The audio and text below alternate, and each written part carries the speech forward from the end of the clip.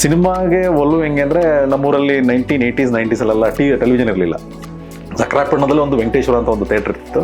ಯಾವಾಗಲೂ ಒಂದ್ಸರಿ ಹೋಗ್ತಾ ಇದ್ವಿ, ನೋಡ್ತಾ ಇದ್ವಿ. Very rare, once in 6 months ಅನ್ಸುತ್ತೆ. ಸೊ ನನಗೊಂದು ಲೈನ್ ಆಫ್ ಸ್ಟೋರಿ ಇದೆ. ನಾನು ನನ್ನ ತಂದೆ ಜೊತೆ ಸ್ಪೆಂಡ್ ಮಾಡಿದ್ದು ಆ 1980s 90s ಈ ಹಂಟಿಂಗ್ಗಳೆಲ್ಲ ಎಷ್ಟು ಪವರ್ಫುಲ್ ಆಗಿ ನಡೀತಾ ಇತ್ತು.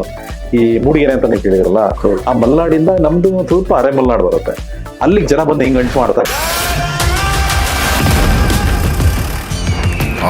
ವೈಲ್ಡ್ ಬೋರು ಅಷ್ಟೇ. ಆ ಎಡ್ಜಲ್ಲಿ ಬಂದು ಅದು ಗುದ್ದೋ ಅಂತ ಒಂದು ಸೀನ್ಗಳು ಅದು ಹಾಲಿವುಡ್ ಅಲ್ಲಿ ನಾರ್ಮಲ್ ಆಗಿ ಮಾಡ್ತಾರೆ. ಕೆಲವೊಂದು ಅನಿಮಲ್ ಯೂಸ್ ಮಾಡಿದಾಗ ದೋಸ್ ಕೈಂಡ್ ಆಫ್ ಶಾರ್ಟ್ಸ್ ಅದನ್ನ ಇಲ್ಲಿ ಮಾಡಿದ್ವಿ.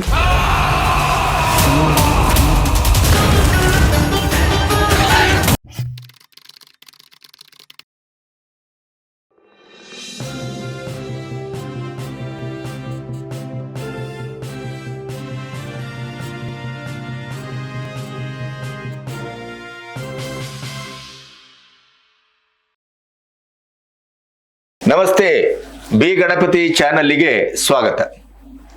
ನಾನು ನಿರಂತರವಾಗಿ ಭರವಸೆ ಇಟ್ಟದ್ದು ಹೊಸ ತಲೆಮಾರಿನ ಮೇಲೆ, ಹೊಸ ಹುಡುಗರ ಮೇಲೆ, ಹೊಸ ಕ್ರಿಯಾಶೀಲರ ಮೇಲೆ.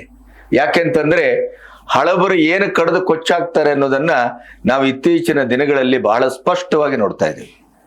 ಹಾಗಾಗಿ ಈಗ ತೀರ್ಥರೂಪ ತಂದೆಯವರಿಗೆ ಇರ್ಬೋದು, ಹಿಂದೆ ಬಂದಂಥ ಹಲವಾರು ಸಿನಿಮಾಗಳು, ಮುಂದೆ ಬರುವಂಥ ಹಲವಾರು ಸಿನಿಮಾಗಳು ನಿಮಗೆ ಹೊಸಬರುದು ಅನ್ನುವಂಥ ಅಸಡ್ಡೆಯನ್ನು ದಯವಿಟ್ಟು ಮಾಡಬೇಡಿ. ಹೊಸತನ ಬರುವುದು ಕೊನೆಗೂ ಒಂದು ನೆನಪಿಡಿ, ಹೊಸ ಪ್ರಯೋಗ ಮತ್ತು ಹೊಸ ಮನಸ್ಸು, ಹೊಸ ಹೆಜ್ಜೆಗಳಿಂದಲೇ ಬರಬೇಕಾದದ್ದು. ಹಾಗಾಗಿ ನಾನು ಹೊಸಬರೊಟ್ಟಿಗೆ ಆಗಾಗ ಮಾತಾಡ್ತೇನೆ. ಆ ಮಾತು ಆಡುವ ಕ್ಷಣಗಳು ನನಗೆ ಹೆಚ್ಚು ಹೊಸ ಹೊಳವುಗಳನ್ನು ಕೊಡ್ತಾ ಹೋಗುತ್ತೆ ಅನ್ನುವಂಥ ವಿಶ್ವಾಸದಲ್ಲಿ ನಾನು ಬಂದು ಕೂತ್ಕೊಳ್ತೇನೆ. ಅಂತ ಒಂದು ಕ್ಷಣ ಇವತ್ತು ನನ್ನ ಮುಂದಿದೆ. ಕರಿಕಾಡ ಅನ್ನುವಂಥ ಒಂದು ವಿಶಿಷ್ಟವಾದಂಥ ಧ್ವನಿಸುವ ಹೆಸರು.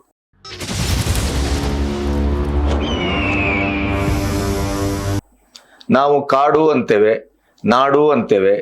ಆದರೆ ಒಂದು ಗ್ರಾಮೀಣ ಪ್ರದೇಶದಲ್ಲಿ ಅಥವಾ ಒಂದು ಗುಡ್ಡಗಾಡು ಪ್ರದೇಶದಲ್ಲಿ ಪ್ರಕೃತಿಯನ್ನು ಕೂಡ ಪ್ರಾಕೃತಿಕವಾಗಿ ಬೇರೆಯೇ ರೀತಿಯಲ್ಲಿ ಸಂಬೋಧಿಸುವಂತ ಒಂದು ನಾಳ್ನುಡಿ, ನಾಟಿ ಅನ್ನಬಹುದಾದಂಥ ಶೈಲಿ ಇದೆ.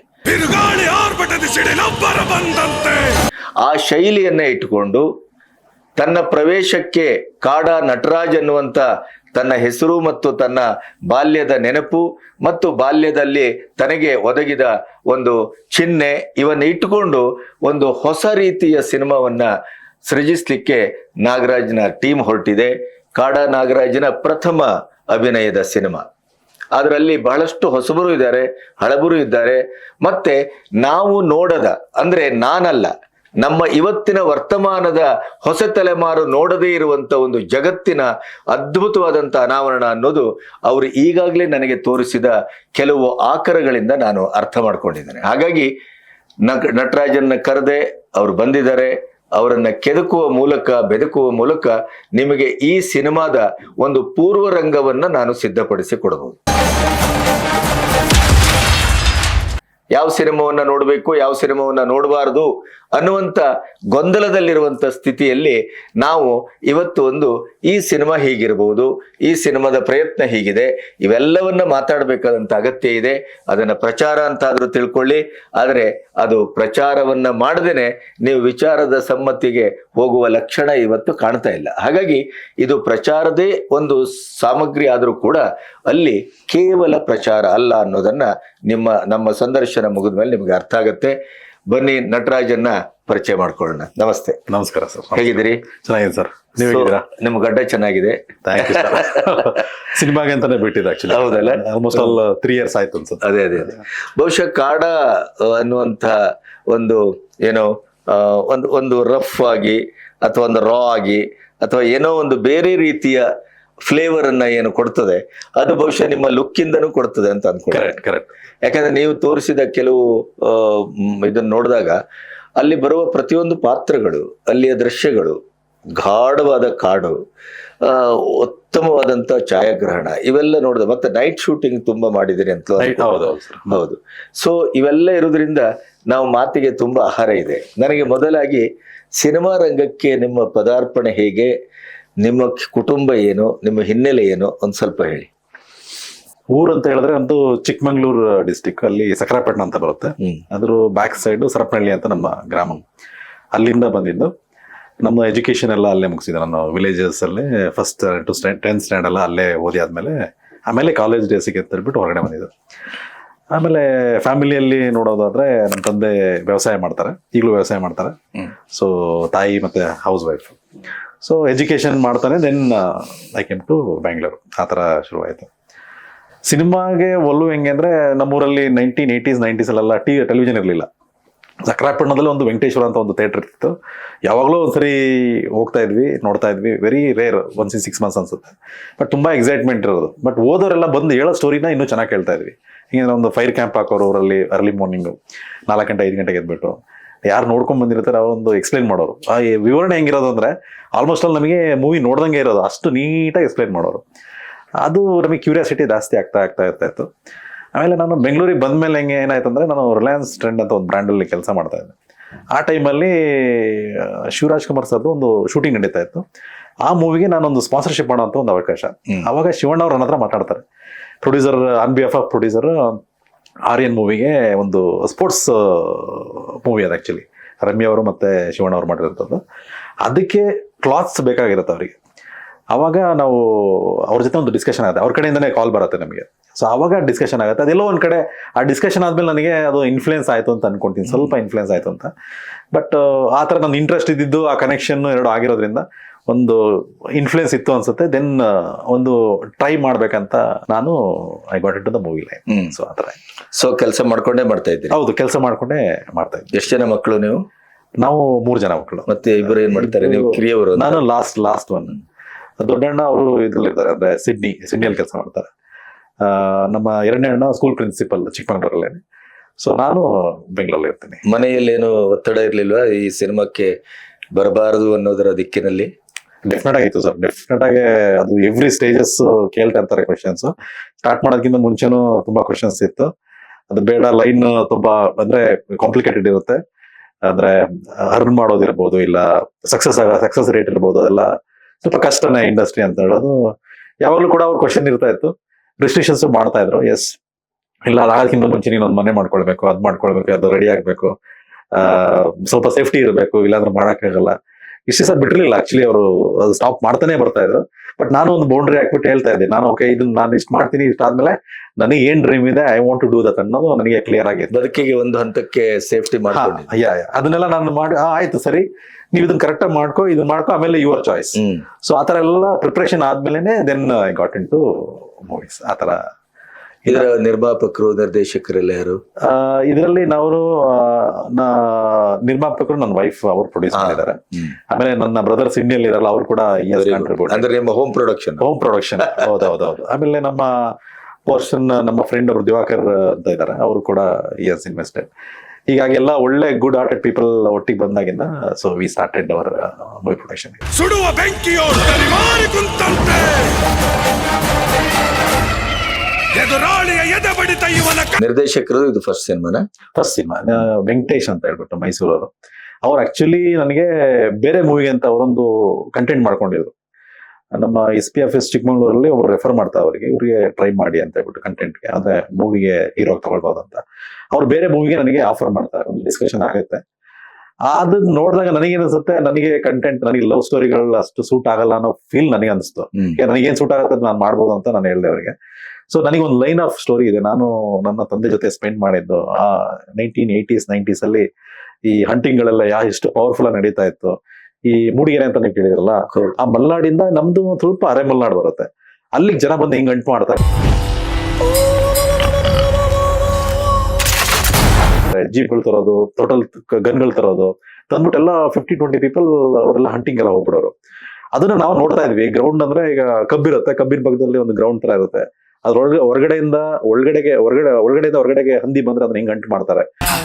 ಇವರೆಲ್ಲ ಒಳಗೋದ್ರೆ ಸಿಗೋದು ಮಣ್ಣು ಮಾತ್ರ. ಅವನು ಯಾವ್ಯಾವ ಮೂಲೆಯಲ್ಲಿ ಏನೇನು ಇಟ್ಟಿರ್ತಾನೋ ಹುಡ್ಸಿರೋ ಅವ್ರ ಅಪ್ಪನಿಗೆ ಗೊತ್ತಿರ.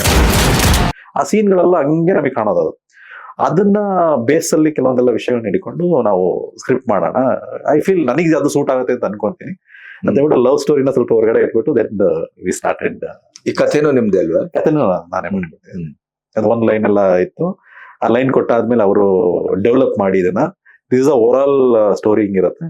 ಆಮೇಲೆ ದೆನ್ ವಿ ಸ್ಟಾರ್ಟ್ ಫಾರ್ ಇದು ಏನಕ್ಕೆ ನಮ್ಮ ಕ್ಲೈಮ್ಯಾಕ್ಸ್ ಎಲ್ಲ ಹೇಗಿರ್ಬೇಕು, ಹೇಗೆ ಮಾಡ್ಬೇಕಂತ ಹೇಳ್ಬೇಕು ಕೂತ್ಕೊಂಡು ಡಿಸ್ಕಸ್ ಮಾಡಿ ದೆನ್ ಫೈನಲ್ ಒಂದು ಕಥೆನ ರೆಡಿ ಮಾಡಿದ್ವಿ. ನನಗೆ ನೀವು ಕಳಿಸಿದ ಟೀಸರ್ ಅಥವಾ ಟ್ರೈಲರ್ ಆ ತರದ್ದೆಲ್ಲ ನೋಡಿದಾಗ ಒಂದು ದಟ್ಟವಾದ ಕಾಡು, ಆ ಕಾಡಿನೊಳಗೆ ಒಂದು ಬದುಕು, ಅಲ್ಲೊಂದು ಬೇರೆ ಬೇರೆ ದೈನಿಕ ಕೆಲವು ಚಟುವಟಿಕೆಗಳು, ಮತ್ತೆ ಆಕ್ಷನ್ ಓರಿಯೆಂಟೆಡ್ ಇದು ನೈಟ್ ಶೂಟಿಂಗು ಅಥವಾ ಕಣ್ಣಿಗೆ ಮನಸ್ಸಿಗೆ ಹಬ್ಬ ಅಥವಾ ಸುಖ ಕೊಡುವ ದೃಶ್ಯಗಳು ಇವೆಲ್ಲ ಕಾಣುತ್ತೆ. ಅದರ ಮಧ್ಯೆ ತುಂಬಾ ರಾ ಆದಂತ ಕೆಲವು ದೃಶ್ಯಗಳನ್ನು ನಾವು ಕಂಡೆವು. ಈ ಸಿನಿಮಾ ಸಾಮಾನ್ಯವಾಗಿ ನಮಗೆ ಏನನ್ನ ಕೊಡ್ಬೋದು? ಸಿನಿಮಾ ಇದು ಒಂದು ಬೆಸ್ಟ್ ಸಿಗಬಹುದು ಅಂದ್ರೆ ನಮ್ಮಲ್ಲಿ 7 ಸಾಂಗ್ಗಳಿದೆ. ಓ ನನ್ನ ನಲ್ಲೇ ಕಬ್ಬಿಂಜಲ್ಲೇ ಕೊಂದೆ ಬಿಟ್ಟಿಯಲ್ಲೇ ಕಣ್ಸನ್ನೇಲೇ 7 ಸಾಂಗ್ 7 ಸೂಪರ್ ಹಿಟ್ ಆಗಂತ ಸಾಂಗ್ಗಳು. ಈಗ ಆಲ್ರೆಡಿ 2 ಸಾಂಗ್ ನಾವು ರಿಲೀಸ್ ಮಾಡಿದ್ದು, 2 ವೈರಲ್ ಆಗಿದೆ.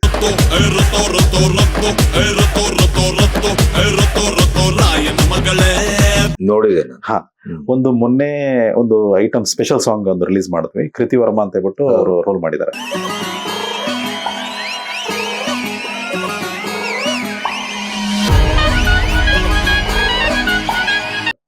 ಅದು ವಿತಿನ್ 2 days 12,000 ರೀಲ್ಸ್ ಆಗ್ಬಿಟ್ಟಿದೆ ಅದು ಹಿಂದಿ ವರ್ಷನ್ ಅಲ್ಲಿ. ಸೊ ನಾರ್ತ್ ಇಂಡಿಯಾದಲ್ಲಿ ಫುಲ್ ವೈರಲ್ ಆಗಿದೆ. ಈಗ ಒಂದು ಕರ್ನಾಟಕದಲ್ಲಿ ಕೂಡ ಅದು ಈಗ ತುಂಬಾ ಅವೇರ್ನೆಸ್ ಚೆನ್ನಾಗಿದೆ. ಇದು ಒಂದು ಮ್ಯೂಸಿಕ್ ಅಂತ ತಗೊಂಡಾಗ that is we are very powerful from the point of ಇದು ಕ್ವಾಲಿಟಿ ಮತ್ತೆ ಕಂಟೆಂಟ್ ಇದ್ರ ಮೇಲೆ. ಆಮೇಲೆ ಕಂಟೆಂಟ್ ಅಲ್ಲಿ ಬಂದ್ರೆ ಒಂದು ನಮಗೆ ಕ್ಲೈಮ್ಯಾಕ್ಸ್ ಇರ್ಬೋದು.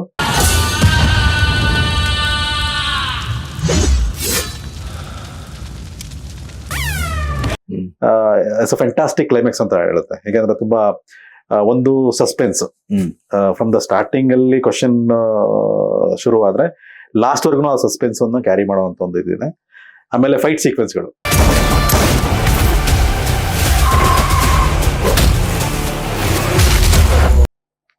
ನೀವು ನಂಬಲ್ಲ, ನಾವು ರಾಣಿಜೇರಿ ಅಂತ ಒಂದು ಕಳಸದಲ್ಲಿ ಒಂದು ಫೈಟ್ ಸೀನ್ ಮಾಡ್ತೀವಿ. ಒಂದು 40 feet ಕ್ರೇನ್ ಎಲ್ಲ ಹಾಕ್ಬಿಟ್ಟು, ನಾರ್ಮಲಿ ನನಗೇನಂದ್ರೆ ನನಗೆ ಡೂಪ್ ಮಾಡಕ್ ಇಷ್ಟ ಇಲ್ಲ. ನನ್ನ ಕೆಲಸನ ಬೇರೆಯವ್ರು ಮಾಡಿದ್ರೆ ಅದು ಚೆನ್ನಾಗಿಲ್ಲ, ನನ್ನ ಸೆಲ್ಫ್ ಸ್ಯಾಟಿಸ್ಫ್ಯಾಕ್ಷನ್ ಇಲ್ಲ. ನಾನು ಡೂಪ್ ಬೇಡ, ನಾನೇ ಮಾಡ್ತೀನಿ ಅಂತ ಹೇಳ್ಬಿಟ್ಟು ಒಂದು 40 feet ಕ್ರೇನಿಗೆ ಫೈಟ್ ಸೀನ್ ಮಾಡಿದಾಗ ಒಂದು ಲ್ಯಾಂಡಿಂಗ್ ಅಲ್ಲಿ ನನಗೆ ಕಾಲು ಏಟ್ ಆಗ್ಬಿಡುತ್ತೆ, 2 ಫಿಂಗರ್ ಕಟ್ ಆಗ್ಬಿಡುತ್ತೆ.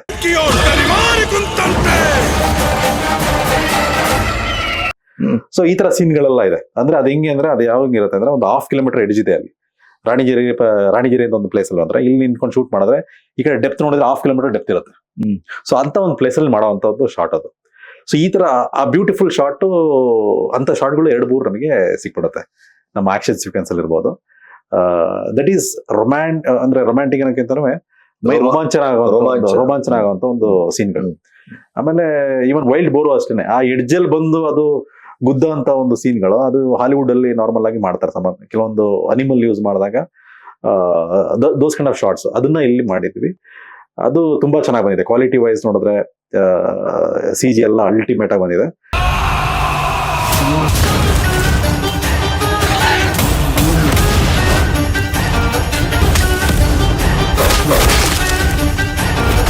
ಅದು ವಾವ್ ಫ್ಯಾಕ್ಟರ್ ಆಗುತ್ತೆ. ಇವನ್ ಟೀಸರ್ ನಾವು ಲಾಂಚ್ ಮಾಡಿದಾಗಲೂ ಕೂಡ ಅದು ನಮ್ದು ಲಾಸ್ಟ್ ಶಾರ್ಟ್ ಹಂದಿ ಬಂದ್ ಗುದ್ದಾಗ ಹೀರೋ ಕೆಳಗಡೆ ಪ್ರಪಾತಕ್ಕೆ ಬೀಳ ಅಂತ ಒಂದು ಶಾರ್ಟ್. ಅದು ತುಂಬಾ ನಮಗೆ ರಿವ್ಯೂಸ್ ಇರ್ಬೋದು, ಇಲ್ಲ ಆಡಿಯನ್ಸ್ ಇರ್ಬೋದು, ಅವ್ರದ್ದು ಫೀಡ್ಬ್ಯಾಕ್ ಕೊಡುವಾಗ ತುಂಬಾ ಪಾಸಿಟಿವ್ ಫೀಡ್ಬ್ಯಾಕ್ ಬಂದಂತ ಒಂದು ಸೀನ್ಗಳು. ಸೊ ಅದು ಚೆನ್ನಾಗಿದೆ. ಆಮೇಲೆ ಇನ್ನು ಯಾವುದು ಪ್ಲಸ್ ನಿಮ್ಮ ಇಡೀ ಸಿನಿಮಾದಲ್ಲಿರುವ ಪ್ಲಸ್ ಪಾಯಿಂಟ್ ಏನು? ಪ್ಲಸ್ ಪಾಯಿಂಟ್ ಕೆಲವೊಂದು ಇದುವರೆಗೂ ನಾವು ಡಿಸ್ಕಸ್ ಮಾಡ್ಬೇಕಾಗಿಲ್ಲ. ಮಾಡಲಿಲ್ಲ. ಅದು ಐ ಥಿಂಕ್ ಕಮಿಂಗ್ ಡೇಸ್ ಅಲ್ಲಿ ಆಡಿಯನ್ಸ್ ಥಿಯೇಟರ್ ಅಲ್ಲೇ ನೋಡ್ಬೇಕನ್ನೋದು ನಮಗೊಂದು ಇದಿದೆ. ಎಸ್, ಆಕ್ಷನ್ಸ್ ಚೆನ್ನಾಗಿದೆ. ಸ್ಟೋರಿ ಡೆಫಿನೆಟ್ಲಿ ನಮ್ಮ ಮಣ್ಣಿನ ಕತೆ, ಅವರು ಯಾವುದೇ ಕಾರಣಕ್ಕೂ ಮಿಸ್ ಮಾಡ್ಕೊಂಡೆ ಅಂತ ಒಂದು ಕಥೆಯನ್ನ ನಾವ್ ಹೇಳ್ತಾ ಇದೀವಿ.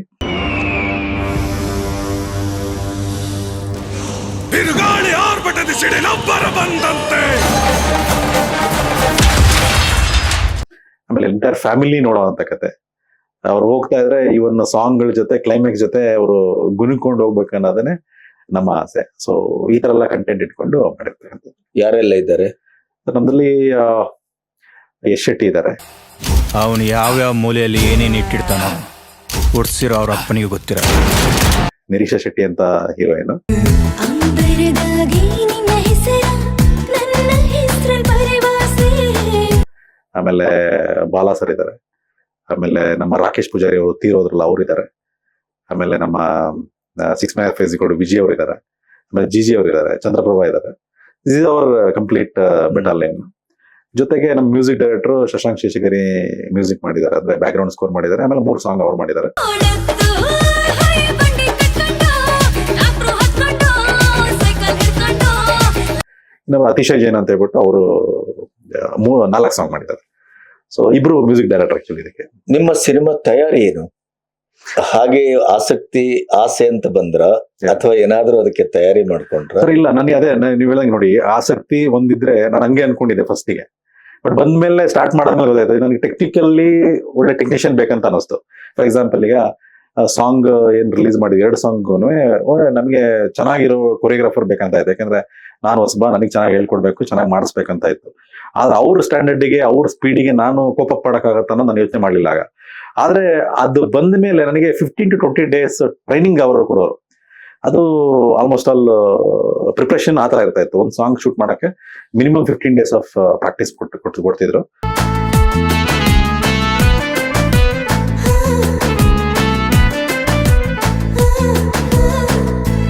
ನಾನು ಆಫೀಸ್ ಕೆಲಸ ಮಾಡ್ತಿದ್ರಿಂದ ಬ್ಯುಸಿ ಆಗಿದ್ರೆ ಅವರು ಮನೆಗೆ ಕಳಿಸ್ಬಿಟ್ಟು ಪ್ರಾಕ್ಟೀಸ್ ಮಾಡಿಸೋರು. ಸೊ ಈ ತರ ಪ್ರಿಪ್ರೇಷನ್ ಇತ್ತು ಎಲ್ಲದಕ್ಕೂ. ಸೊ ಆಮೇಲೆ ವರ್ಕ್ಶಾಪ್ ಮಾಡಿದ್ವಿ ಒಂದು 20 days ಬಿಫೋರ್ ಶೂಟಿಂಗ್. ಯಾವ ಸೀನ್ಗಳು ಯಾವ ತರ ಬರಬೇಕು ಅದೆಲ್ಲ ವರ್ಕ್ಶಾಪ್ ಮಾಡಿ then we started our shooting. ಇಡೀ ಸಿನಿಮಾದಲ್ಲಿ ಆ ಇಡೀ ಶೈಲಿ ಮತ್ತು ಅದರ ನಿರೂಪಣೆ, ಅದರ ರೂಪವೇ ಅದೊಂದು ಮಾಮೂಲಿ ಸಿನಿಮಾ ತರ ಇಲ್ಲ. ನಾನು ನೋಡಿದಾಗೆ ಈ ಸಿನಿಮಾದ ಮೈ ರೋಮಾಂಚನಗೊಳಿಸುವಂತ ಕೆಲವು ಸನ್ನಿವೇಶಗಳೇನು? 2 ಹಂಟಿಂಗ್ ಸೀನ್. ಅಪ್ಪನ್ಗುಟ್ಟಿರೋ ತಲೆಗಳಿಗೆಲ್ಲ ನಾರ್ಮಲ್ ಆಗಿ ಹಂಟಿಂಗ್ ಸೀನ್ಗಳೆಲ್ಲ ನಾವು ನೋಡಿದೀವಿ. ನಮ್ಮ ಕನ್ನಡ ಇರ್ಬೋದು, ಸೌತ್ ಅಲ್ಲಿ ಇರ್ಬೋದು. ಹಂಟಿಂಗ್ ಸೀನ್ ಅಂತಂದ್ರೆ ಒಂದು ವೈಲ್ಡ್ ಬೋರ್ ಬರುತ್ತೆ, ಜಸ್ಟ್ ಹಿಂಗ್ ಕಣ್ ತೋರಿಸುತ್ತೆ, ಇಲ್ಲ ಒಂದು ಹಿಂಗ್ ಪಾಸ್ ಆಗ್ಬಿಡುತ್ತೆ, ಮುಗ್ದೋಗ್ಬಿಡುತ್ತೆ. ಇಲ್ಲಿ ನಮ್ದು ಮೂವಿಲಿ ಹೆಂಗಂದ್ರೆ ಒಂದು 7 to 8 minutes ವೈಲ್ಡ್ ಬೋರ್ ಇರುತ್ತೆ ಆ ಸೀನಲ್ಲಿ.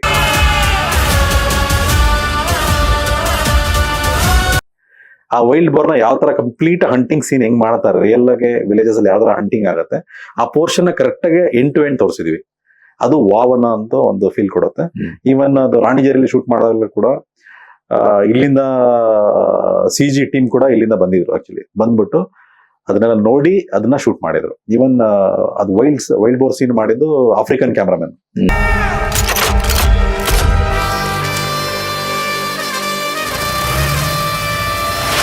ಅವ್ರು ಆ ಪೋರ್ಷನ್ಗೆ ಅಂತಾನೆ ಮಾತ್ರನೇ ಅವ್ರನ್ನ ಕರೆಸ್ಬಿಟ್ಟು ಅದನ್ನ ಮಾಡಿಸಿದ್ವಿ. ಅದನ್ನ ವಾಸ್ ಅನ್ ಎಕ್ಸ್ಪರ್ಟ್. ಸೊ ಆತರ ಇದೆ.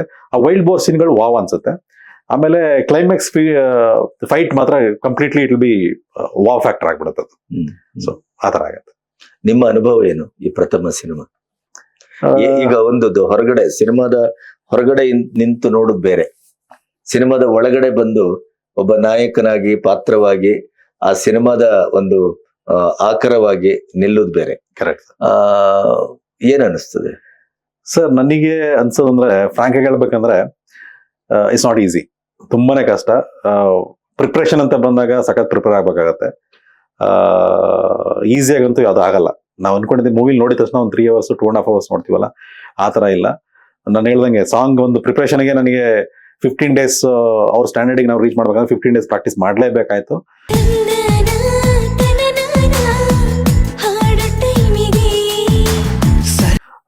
ಕಷ್ಟ ಇರೋದು. ಆ ಥರ ಎಲ್ಲ ಪ್ರಿಪ್ರೇಷನ್ ಮಾಡ್ಕೊಂಡ್ರೆ ಅದು ಮಾಡೋಕ್ಕಾಗತ್ತೆ.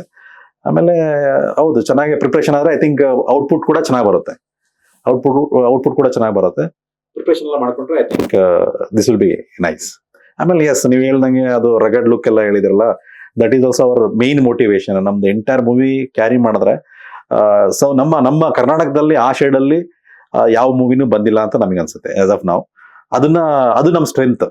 ನಮ್ಮ ಕಂಟೆಂಟ್ ಏನಿದೆ that is our actually best strength ಅಂತ ಹೇಳ್ಬೋದು. ಎಂಟರ್ ಮೂವಿ ಕ್ಯಾರಿ ಮಾಡೋದಿರ್ಬೋದು. ಈವನ್ ನಾನು ನಾಟ್ ಓನ್ಲಿ ಮೀ, ಈವನ್ ಎಲ್ಲ ಆರ್ಟಿಸ್ಟ್ಗಳನ್ನ ತಗೊಂಡ್ರು ಅದೇ ಲೈನಲ್ಲೇ ಹೋಗುತ್ತೆ ಅದು. ಸೊ ಡಿಫ್ರೆಂಟ್ ಕಾಣುತ್ತೆ. 1980s 90s ಅಲ್ಲಿ ನಮ್ಮ ಕಡೆ ಹೇಗಿತ್ತು ಡೆಫಿನೆಟ್ಲಿ ಅದು ಕಾಣುತ್ತೆ.